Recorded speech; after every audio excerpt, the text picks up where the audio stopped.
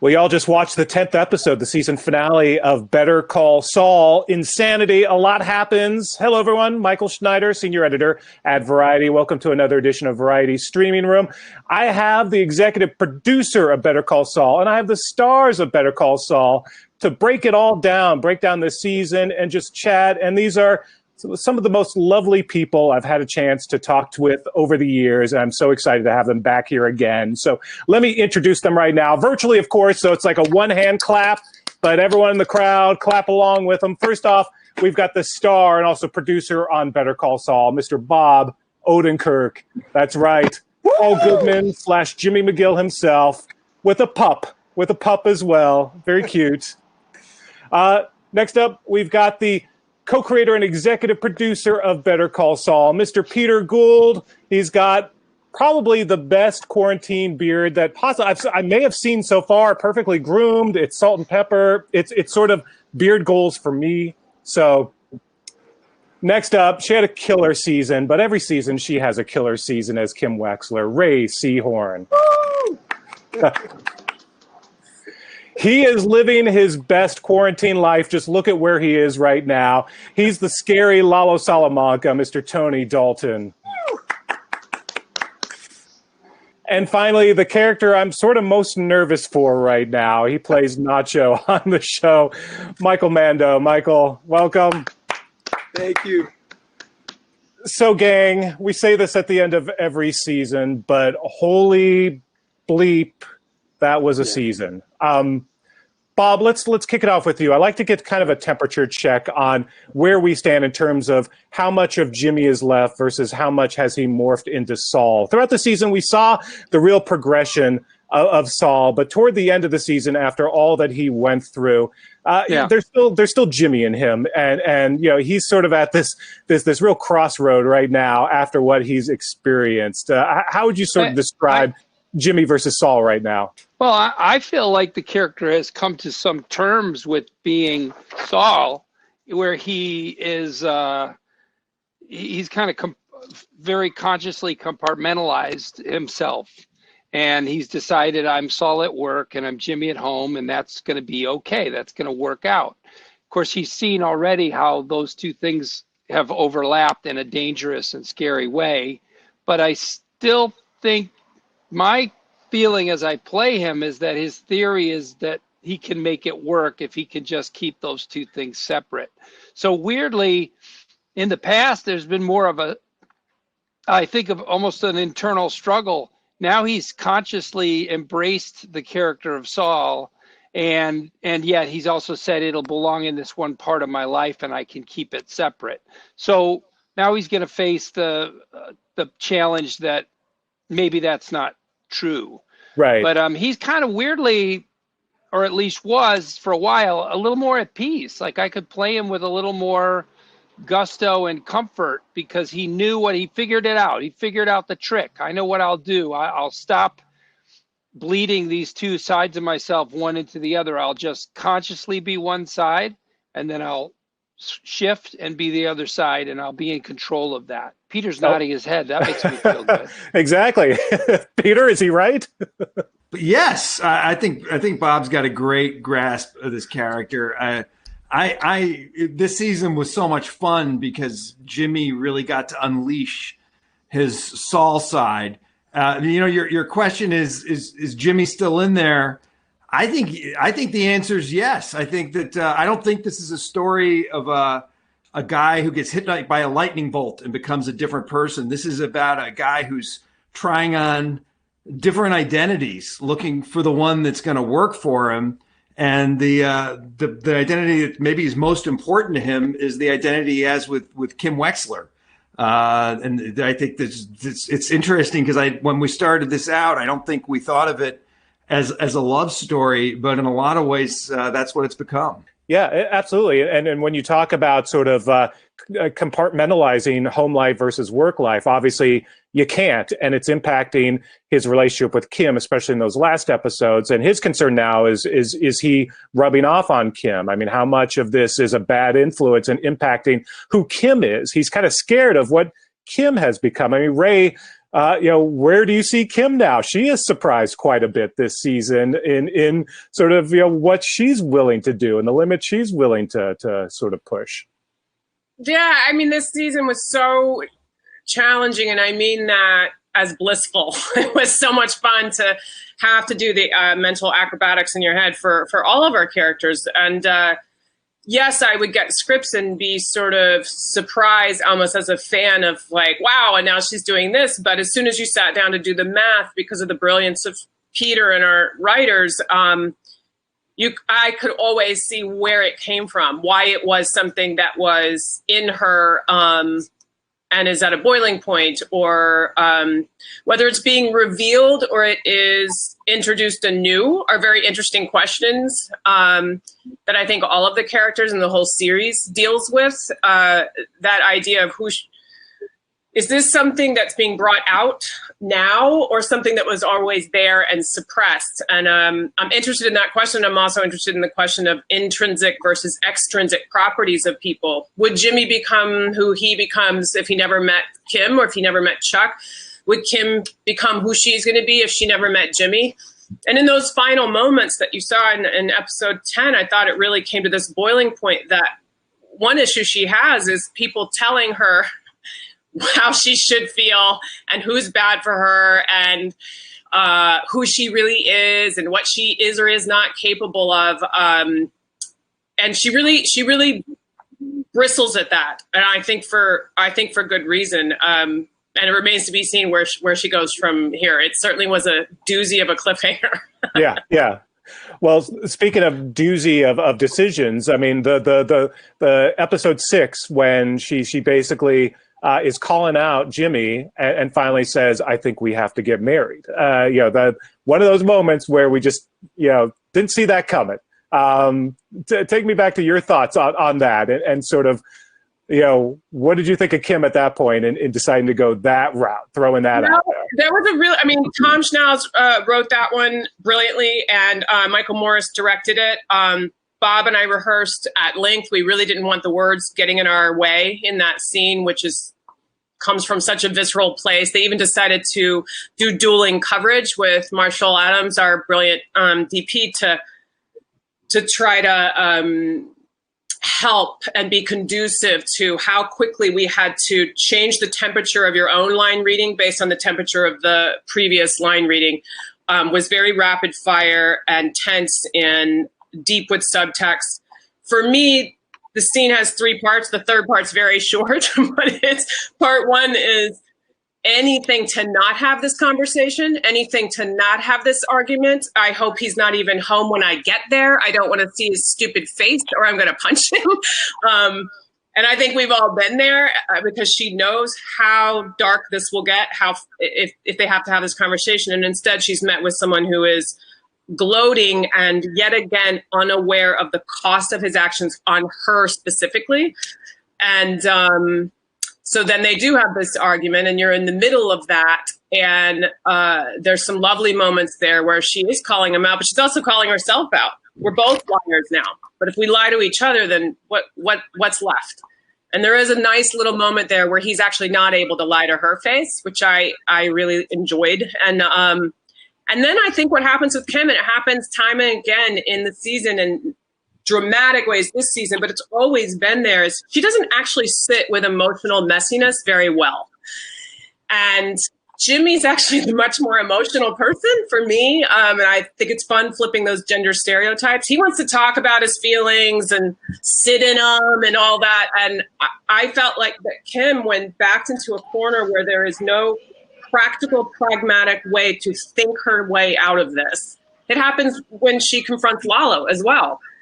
Emotionally, she cannot handle what's happening. So some switch happens where she goes to a somewhat dangerous and probably ill-advised on occasion idea that if I can make this a reasoning situation, a logic situation, a legal situation, her ego allows her to believe that she can fix that. And in that moment, that's how I played it. I don't know if Tom or Peter saw it otherwise, but for me, it was a desperate shift that happens in her brain to control a situation in the compartment that she can handle.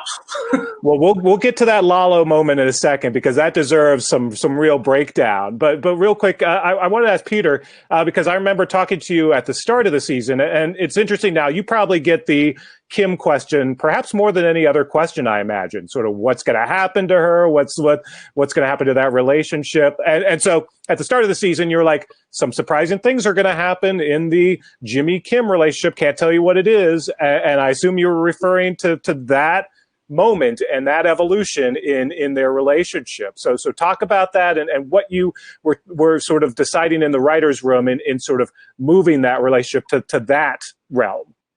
Well, you know, a couple of things come to mind. One is that what we hope for as we work on the show is that these characters are going to surprise us, but not surprise us arbitrarily. The true surprise is when, and Ray said something on pretty much to this effect, is when the character makes a choice or has a behavior that is surprising in the moment, but somehow makes sense. Which makes it sort of that's when the puzzle pieces come together. Those are the moments for me that are most exciting. Those are, I think, the moments that make the show special. And it was very interesting because Jimmy had pushed Kim to the point where the rational, reasonable, smart thing for her to do is to end the relationship. And she really, you could say this was her great decision point, and she makes a choice instead of breaking up to get closer together. And I think the other thing that's the other layer, which is so interesting, these are both lawyers, these are both attorneys, very different kinds of attorneys, and she cloaks it, I think, in the moment with a legal reasoning, which is that Jimmy, she can't be forced to testify against Jimmy, and he tees it up for her. And so there's something I always found really fun about the idea of these two characters who get an office together for love and then get married for legal reasons. That's not exactly what happened, but there was a sort of interesting symmetry to that for me. Yeah. Bob, I want to get your perspective on where things stand with Jimmy and Kim now, and sort of your thoughts on that twist and where things stand, where Jimmy really is a little concerned about this relationship and his role in it, and like how it's evolving. What's your take now on Jimmy and Kim? I think that the focus for me, I know who Jimmy is. A big question of the first three seasons was who's Jimmy McGill and who's Saul Goodman, who's this guy who we knew as Saul Goodman. And now the question is, who is Kim Wexler? And we saw these little moments in the first three seasons where she sort of went against her character and participated in cons. And there were just moments that were like flashes of a different side of her. And now in this season, we've seen bigger moments where she's made bigger. We've seen a bigger window, that window open into a different part of who she is. So as far as Jimmy goes, I think he's got to obviously manage a crisis right now with Lalo. But I think he's going to hold on to his idea that he can play two parts of himself at different times in his life, and he'll be okay. So I think he's at some peace, which is like, I'm not saying his story is done, because it isn't done. We want to know what happens to him, and I certainly want to know what happens to him after Breaking Bad. Yeah. But as far as what leads up to the Breaking Bad time period, my big question right now is, who the hell is Kim Wexler? Yeah. What is it about her? We've been hinting at this. We've seen the scene with her mother as a kid, but there's a big missing part. Yeah, I was going to say, we got that little glimpse of And by the history. way, now I said I'm speaking as a fan. I'm also speaking as the character of Jimmy McGill. I mean, he's wondering, who the hell is she really? It's like that thing where that last scene of the last, episode of 5, he just, in his brain, he looked at her and went, wait a second, who are you? And so I'm thinking that's what we're going to discover in most of season 6, or at least the first half. Yeah, Peter, we got a little bit of that flashback. I assume we'll get a little bit more, a little history lesson at some point? Running out of time. Well, it's a good question. It's a great question how you understand people. Does biography, does what happened to someone in the past explain who they are now? Or is there something else? But there's certainly, Kim Wexler surprised us, and she's got sides to her. She's a complicated person. And maybe the fact that she dresses the way she does, and that she's such a crisp lawyer, and she's so smart. Maybe we made a lot of assumptions about her that may or may not be true. Maybe she made assumptions about herself. I think she's still. We started off the show thinking that it was about who Jimmy McGill is, and he was trying these different hats on. Maybe Kim Wexler's also someone who's searching for her true self, because she certainly tried some things out that did not work for her this season. Yeah, and what's been amazing in sort of exploring all of these characters is getting to learn more about them, and I want to talk about Nacho because my heart aches for that character, Michael. The relationship with his father, and how he's just, he's looking out for his dad. His dad doesn't even realize it, doesn't appreciate that, just thinks that his son's a thug. He's trying to get out of this. He's in this, this situation that is almost impossible to extricate himself from, but he's getting close and just not close enough. Talk about Nacho this season and sort of just, this heartbreaking world that he finds himself in. I think, it's unbelievable when the season started, when we started the series 5 years ago. You would have thought that the moment in episode 10 when he sits with Don Eladio, that's his dream. Every young cartel guy, you think that this is, if he gets to this point and he becomes a made man, then he's accomplished everything that he set out to do. And if you had asked me 5 years ago, how would it feel if you ever meet Don Eladio, I would have probably said, man, that would be great if that's where it ends up. Yeah. What's so amazing about what Peter and the writers have done is he gets exactly that, but it feels absolutely awful. And he wants the absolute opposite. And to me, it's so interesting. It's like the antithesis of Scarface. It's a character who starts off and thinks, I want power, I want money, I want respect, I want influence. And then in like a twist of faith, he realizes when he looks into his father's eyes that everything that he's ever wanted has absolutely no value next to the morality of this man that is his father. And I think that absolutely breaks his heart. And he realizes how far away from himself he's gone by chasing this sort of temptation, this illusion that is sort of like power and money. And to me, it's just, it's like, it really is kind of like a redemption story. It's a story about someone who's made a mistake when they were young and who's doing everything he can to do the right thing.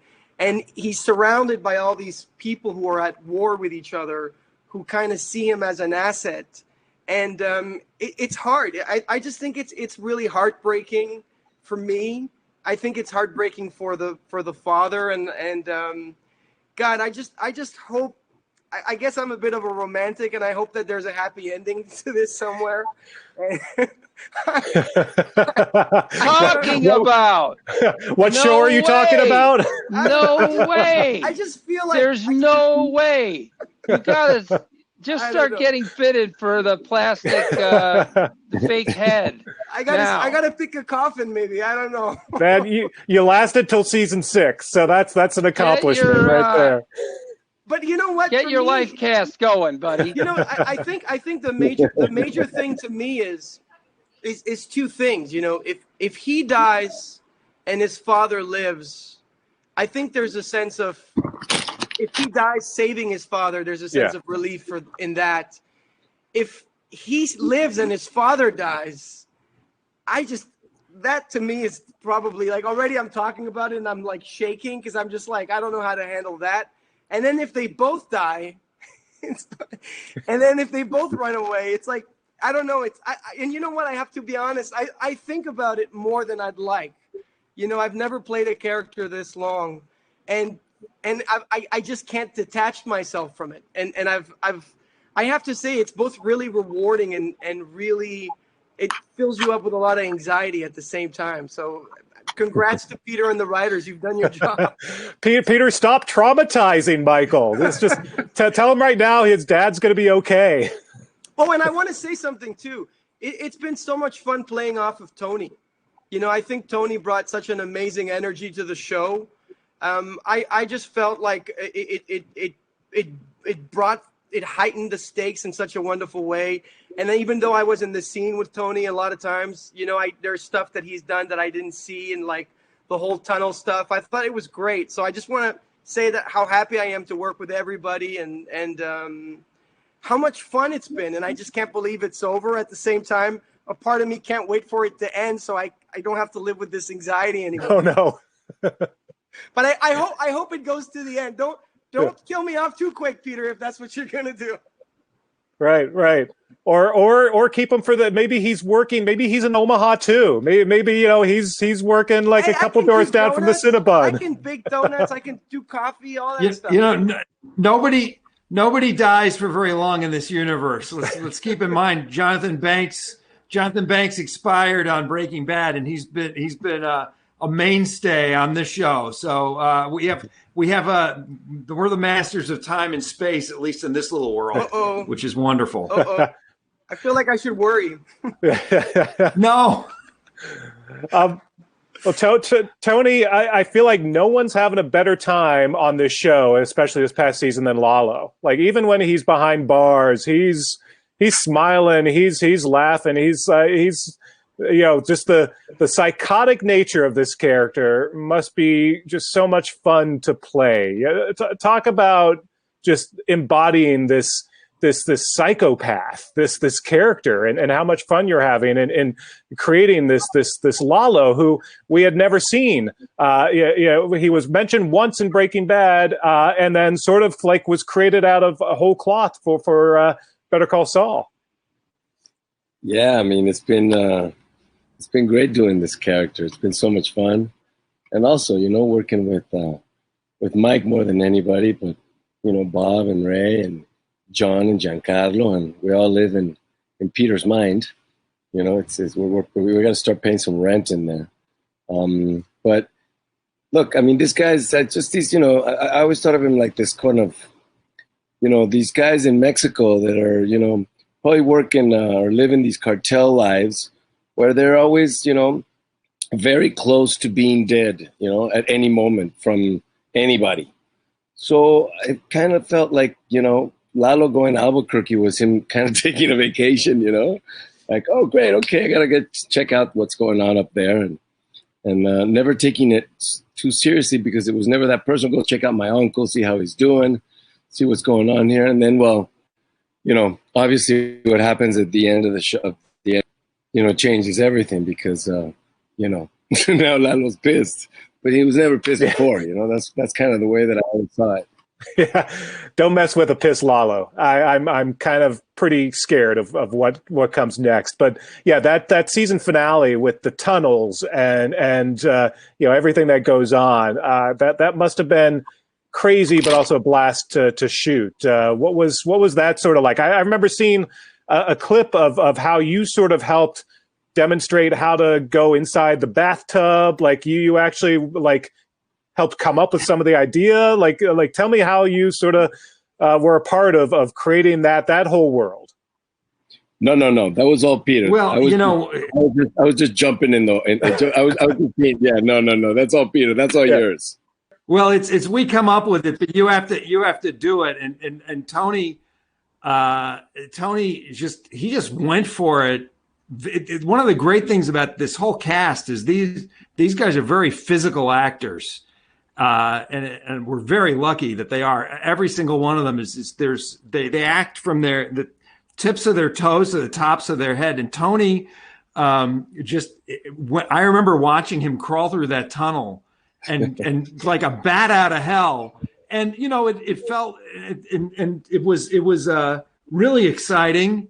And it was hard for the crew to keep up with, but it felt exactly right, because the guy is crawling for his life, and he's furious and he's scared. I mean, just the adrenaline that in that moment was just really exciting to watch. But all these guys, I mean, I could name scenes with every single one of these actors where they don't just act up here. We try to think about that as writers. We try to give these guys situations where they can use their physicality and not just be acting in here. We had a couple seasons ago, Rhea had a whole scene where she was chasing a runaway car that ended up almost hit an oil derrick, and Michael's jumped over roofs, and Bob has been in dumpsters, and I don't know. It's a good question. Why are we doing this to these guys? I don't know. But you're right. They are all acting their faces off, their bodies off. This is this cast. I mean, Peter, it's a competition. It's a competition. We're trying to win Emmys, but we're also trying to crush each other. Speaking of crushing each other, let's now talk about that Kim Lalo moment. It's almost like everything led up to that moment where things were going south, and Kim just comes in and just crushes it. And the first real sort of person that I think Lalo has like real adversary he's probably faced in a while is Kim Wexler, and he's taken aback. I mean, that scene is insane. How did you guys? I mean, what was your rehearsal like? How did you sort of set that up to just come in and just kill it? Well, we did rehearse. Tom Schnells wrote and directed that, and because of time constraints on the day we would shoot it, was able to find a window, and so was Tony, and so was Bob and I, and then bring our camera ops as well as our DP over to watch rehearsal and figure out the blocking so that some of that stuff could be taken care of, so that we could use every precious second on performance once we got there. But yeah, I mean, it was fun. There was immediately a triangle that was happening in the blocking constantly, which was really fun. And then you had the technical aspect of having to make sure it's going to match when they shoot the outside, to have Mike's sniper crosshairs, having Kim pass through them, having Jimmy pass through them, Tony or Lalo pass through them. So we had a lot of technical stuff to deal with, and then you had to get down to the scene, which was thrilling and fun. And it was the first time that I got to see Lalo when she goes to visit him in prison, which is a fantastic scene that Vince directed. And Tony was fantastic. And that's the first time I got to do a scene with him in that previous episode. And talk about acting head to your toes. You can't see it under that table, but he's wearing those little prison sandals. And Tony kept pushing his naked sausage toes over, like, closer and closer to my feet all the time. It was driving me nuts as Kim. And he's fantastic, but Kim was off her game for the first time in that scene. And Vince and I discussed it, and I called Peter and we discussed it, because usually the audience sees she's shaken and then she pulls it together if it's a work mode, and she couldn't that time. And so it was fun doing the reverse of that, where she goes from being very shaken, but she ends up, I didn't find that he was frightened of me, but Tony's so wonderful to play off of, because he has to speak to his side. For my side, it felt like, again, it's that switch to pragmatism and logic. And I made sure I talked to Jennifer Bryan, the costume director, and then to Tom when we were blocking, that I wanted to make sure that she takes her heels off. I wanted to be as small as possible when I approached him. Because just to show, she has no other tools. There's nothing left that you can do. They're going to get shot and killed if somebody doesn't do something. So I think what works in the scene so brilliantly that the writers did, and then Tony played, is she is correct about her assessment of his current business model. And it was fun. It was fun to play that. And it was fun to play the dichotomy and the dual stuff that's going on with Jimmy too, that she's trying to protect a secret that she doesn't even know.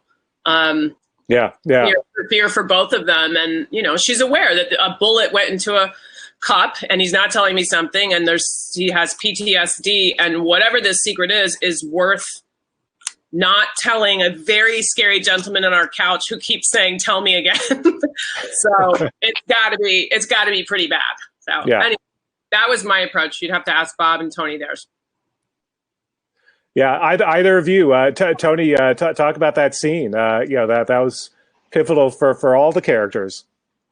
Yeah, I mean, that was great. You read it like a week before, and you go, "Oh my God, wow, this is awesome!"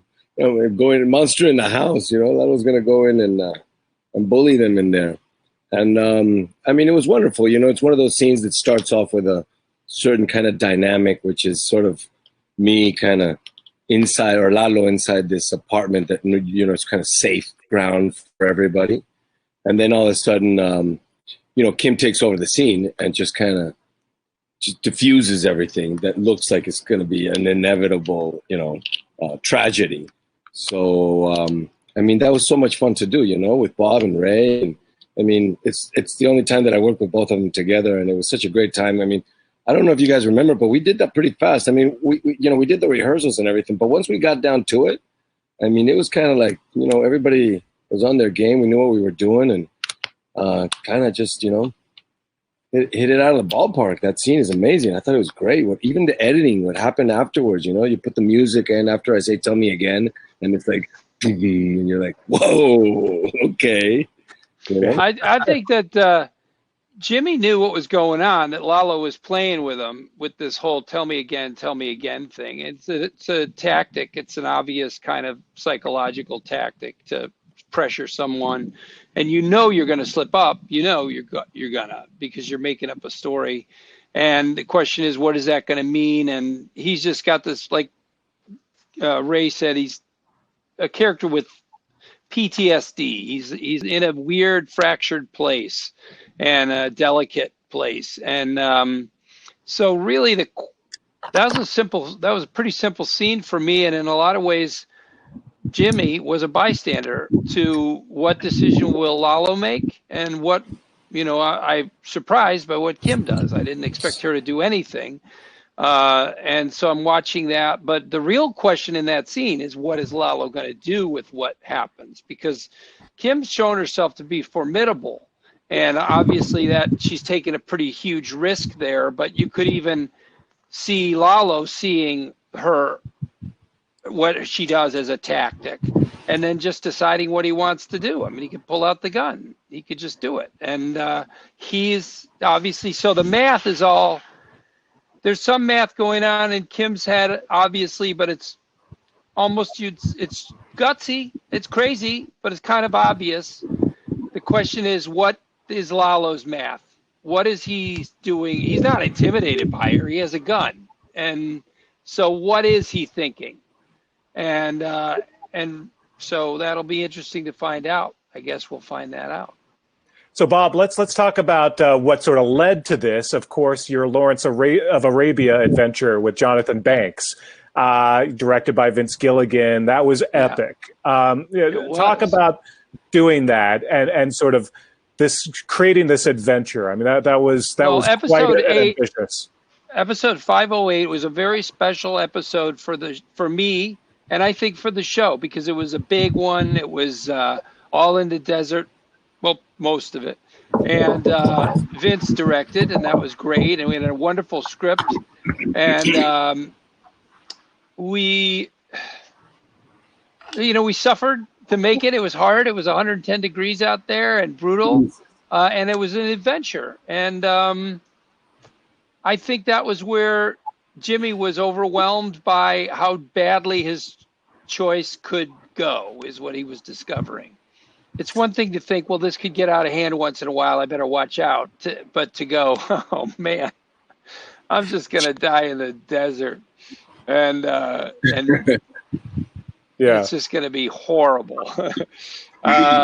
It is a great moment to have, and I thank Peter and the writers and for everyone for imagining it and letting us do it, and Sony and AMC for I'm sure it cost a lot of money relative to other episodes, but they've been very generous towards our show. They want to see it. I think, Peter's more involved in that end than I am, but it seems to me they want to see us do the best show we can do. So that's pretty amazing.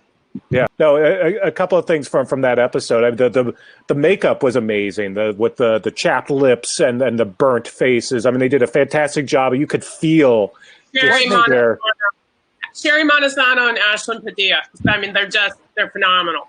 Yeah, you could see it, you could feel it, and then just that relationship, watching Jimmy and Mike, seeing you and Jonathan Banks, and just like the seeing that relationship continue to evolve and explain a lot about where things are going and what that relationship is by the time we meet them on Breaking Bad, what they've gone through. There's so much more now that we know about those two. So we're kind of running out of time, so I guess we should leave it with you, Peter. I mean, if you want to kind of give us a little bit of a hint. I know you guys have been in the writer's room, but if you could describe what we should be expecting as this story kind of heads to its conclusion. Everyone's listening. I don't want to say too much, but I honestly don't think some of the things that we've got planned this season, I don't think anyone's done before. And I think it all grows really naturally out of the show and where we've been. But I think just in terms of weaving together a story over so many episodes and getting so deep into these characters and all this time, I couldn't be more excited. This next season, when we get to shoot it, it's going to be a big one. Really big. Oh, wow. Can't wait. Fingers crossed you get back soon. Also, I'm continuing my request for that entire black and white Omaha, Gene in Omaha episode. We need an entire episode of Gene in Omaha. So just putting that out there now. So thanks so much, guys. Maybe you should come and join us in the writer's room. There you go. So always a pleasure. You guys are like kicking ass as always. Better Call Saul. So amazing. Season 5. Thanks again, guys. Bob Odenkirk, Rhea Seehorn, Michael Mando, Tony, thank you so much. And then, of course, Peter. Great to see everyone. Thank you, guys. Thanks for having us. Thank you.